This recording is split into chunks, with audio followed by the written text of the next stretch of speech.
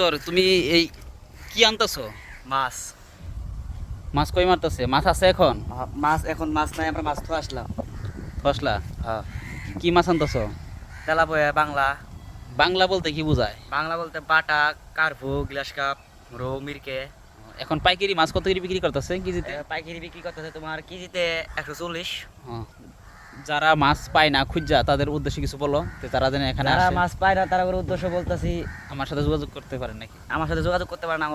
আমার পাগারতি বাংলা মাছ আছে 75 মন, তেলাপয়া আছে 50,000 পিস। হ্যাঁ, এটা কবে ধরা শুরু করবে? এই তো 1 তারিখ থেকে। 1 তারিখ থেকে ধরা শুরু করবে। যারা যারা তেলাপিয়া মাছ নিতে চান তারা অন্তরের সাথে যোগাযোগ করবেন। যোগাযোগ তোমার করবেন। নাম্বারটা বলে দাও।